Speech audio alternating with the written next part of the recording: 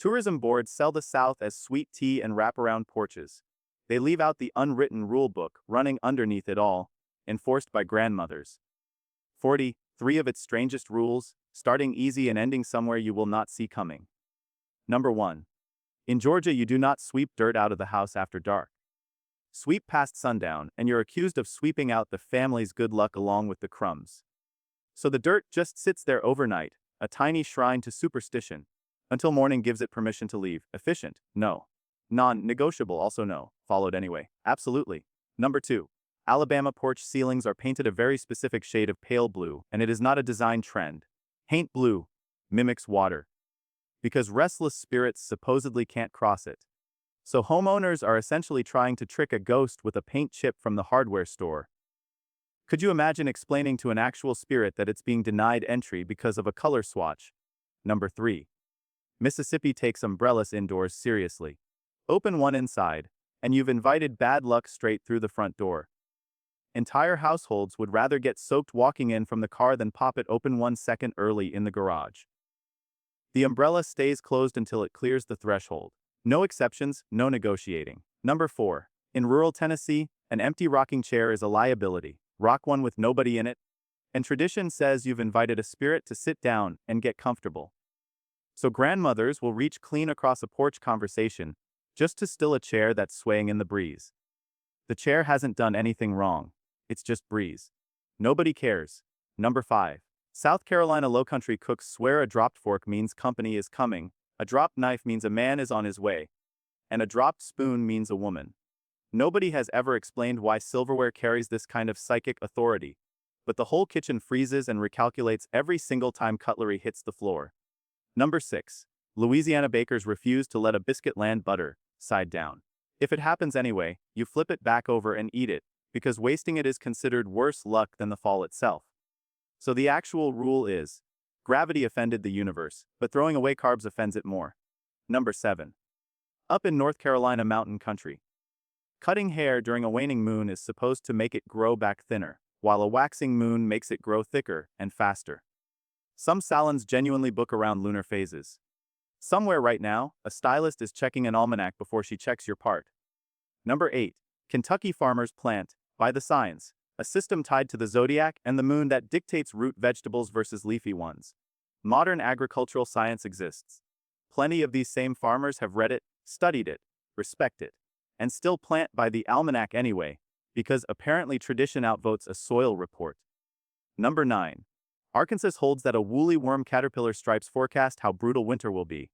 Wide brown bands mean a mild season, narrow bands mean pack a coat. Meteorologists have satellites and Doppler radar. Rural Arkansas has a caterpillar. Which forecast do you think people actually trust more? Number 10. In East Texas, wearing your underwear inside out on New Year's Day is said to bring good luck for the entire year. And apparently a fresh pair works even better than the one from the night before. Nobody in the history of this tradition has ever explained the mechanism. It just is what it is. Number 11. Georgia has range. A groundhog seeing its shadow predicts 6 more weeks of winter, standard enough, except several small southern towns keep their own local groundhog, or in a few cases, an armadillo standing in for one, because one national rodent forecaster apparently wasn't enough oversight for the whole region's weather. Number 12. Alabama funeral custom calls for stopping every clock in the house the moment someone dies, left frozen until after the burial. A genuinely touching sentiment. Right up until somebody remembers they still need to be somewhere at 9 the next morning with a dead phone alarm and a house full of stopped clocks. Number 13. Mississippi Delta tradition holds that an itching right palm means money is headed your way, while an itching left palm means it's about to leave. An entire regional economy, forecast informally by mosquito bites and dry winter skin, has somehow outlasted several actual banks. Number 14. In rural Tennessee, a ringing right ear means someone's saying something good about you. A ringing left ear means somebody's talking bad. There's no known way to verify either claim, which conveniently means the superstition can never technically be wrong. That's not folklore anymore. That's just an unbeatable prediction model. Number 15. And this next one deserves more than a laugh, because South Carolina coastal communities still practice real hoodoo and root work, passed down through generations, including small charm bags called grist made for protection or luck. This is a living tradition with real ingredients, real intention, and real believers, and it has earned its staying power. Number 16. Louisiana crossroads carry a very specific reputation. Stand at one at midnight, and legend says you can strike a supernatural bargain. Most famously tied to a blues musician trading his soul for talent at exactly that kind of intersection.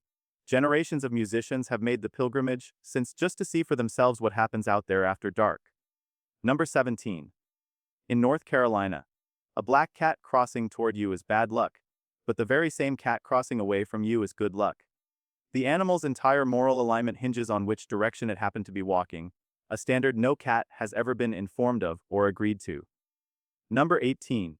Kentucky bluegrass wedding tradition insists rice thrown at newlyweds should never be raw, since birds that eat it are said to be harmed, so cooked rice, birdseed, or rose petals get thrown instead.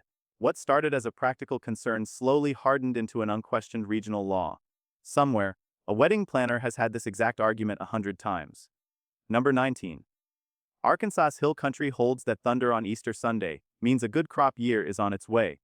Farmers have genuinely delayed real decisions just to hear whether the sky cooperates on one specific Sunday. Either deep faith and tradition, or the most elaborate stalling tactic ever invented. Number 20. And we're still just scratching the surface, because Texas insists that if a black cat wanders into a room mid-card game, the game stops immediately and everyone leaves the house before play resumes. An entire poker night, held hostage by one cat's sense of timing. Would you ever sit through that rule twice? Number 21. Georgia's coastal gullah communities maintain belief in boo hags, spirits said to slip out of their skin at night to ride sleeping victims. The traditional defense is a broom left by the door, since the hag is compelled to count every straw before entering. A home security system, essentially, built entirely out of arithmetic. Number 22. Alabama holds that spotting a cardinal shortly after losing someone is that person's spirit checking in on you. One of the gentler entries on this whole list, genuinely comforting rather than cautionary, and honestly, who wants to be the one who disproves it? Number 23. Mississippi says a howling dog at night is a death omen for someone nearby. Rural households have historically taken it seriously enough to check on elderly neighbors after a particularly persistent night of howling, which means the local dog population has functioned as an unofficial welfare check for generations. Number 24. Here's one that defies basic logic entirely. In parts of Tennessee, if you accidentally call someone the wrong name, you're supposed to bite your tongue immediately or risk forgetting their real name next time. So the actual fix for a verbal slip-up is self-inflicted minor pain, applied instantly every single time, no exceptions. Number 25. South Carolina holds that placing a knife under the bed during childbirth will cut the pain of labor. There's no medical mechanism behind it, obviously, but enough generations of low-country midwives have passed the practice down that plenty of households still quietly do it, just in case tradition knows something medicine doesn't. Number 26. Louisiana Bayou country treats Spanish moss with genuine caution. Some believe it shouldn't come inside at all, since it's said to carry the spirits of the dead who were never properly buried. Meanwhile, it drapes over half the trees in the entire region. Technically haunted decor, best admired from a respectful distance. Number 27. North Carolina holds that a bird flying into your house means death is coming, and the only real counter is releasing it immediately, before it settles anywhere inside. So an entire household will drop whatever it's doing to chase a confused sparrow around the living room like their lives depend on winning that race. Because as far as they're concerned, it does. Number 28. Kentucky insists that carrying a buckeye nut in your pocket wards off arthritis and brings good luck. And it's genuinely common to see grown adults with a literal nut rattling around next to their car keys. Modern medicine has treatments. Kentucky has a nut. Both approaches persist side by side without much apparent conflict. Number 29. Arkansas's Ozark tradition says 3 sneezes in a row means something good is about to happen, but a rooster crowing at an unusual hour means bad news is on its way. So the morning forecast in some households depends entirely on a competition between your own sinuses and the neighbor's rooster, and honestly, neither one has a great track record. Number 30. Texas has a wedding superstition that the bride should never sew her own dress, since doing so is thought to invite an unhappy marriage. Somewhere out there, A genuinely talented seamstress has had to hand her own finished wedding dress off to a friend purely to keep fate from getting involved. Number 31. Georgia says an itching nose means an argument is coming. Right side means it'll be with a man, left side means it'll be with a woman. Either an incredibly precise superstition, or an incredibly convenient excuse to pick a fight and blame your own sinuses for starting it. Number 32. This next one somehow gets even stranger, because Alabama holds that a white moth found indoors at night is a visit from a deceased loved one, and swatting it away is considered deeply disrespectful. So a household will very calmly coexist with a moth for the rest of the evening, rather than risk offending a relative who's been gone for a decade. Number 33. Mississippi Delta tradition holds that 13 guests at a dinner table is unlucky. Someone eats standing at the counter, or an extra place gets quietly set for an unseen guest just to even the count out. Nobody ever explains who exactly that plate is for. Nobody asks either. Number 34. Tennessee says dropping a dish towel means company's coming, but dropping the actual dish means bad luck is on the way. The exact same clumsy moment, either good news or disaster, decided entirely by which object happened to slip out of your hand. A coin flip disguised as physics. Number 35. This is where the earlier entries start looking almost reasonable, because Western North Carolina has genuine, sustained ghost light lore. The Brown Mountain Lights, unexplained glowing orbs reported for well over a century, that locals still drive out at night specifically hoping to catch. Geologists have theories. Locals have a standing weekend plan. Number 36.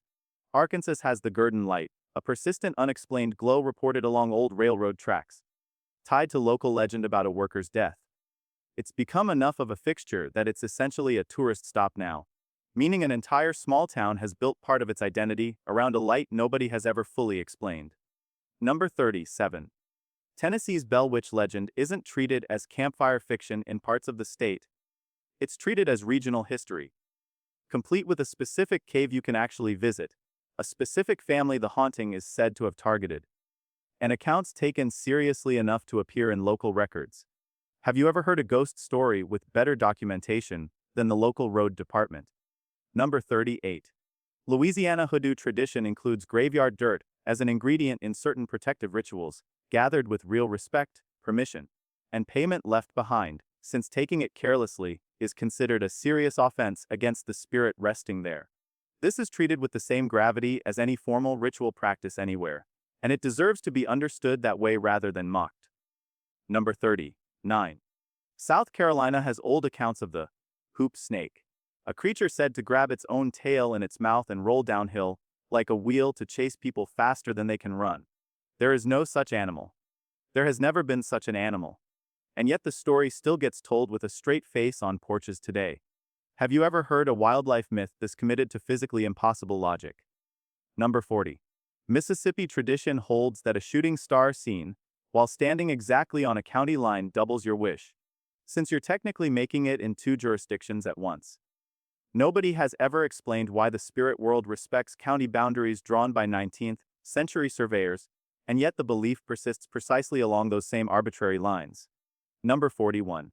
Georgia's Okefenokee Swamp carries long-standing stories of a massive, unexplained creature moving through the black water at night, described differently by nearly everyone who claims to have seen it.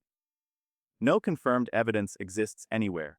The swamp itself is almost 700 square miles of nearly impassable wetland, so confirming or denying anything out there is its own separate nightmare entirely. Would you ever go looking for it yourself?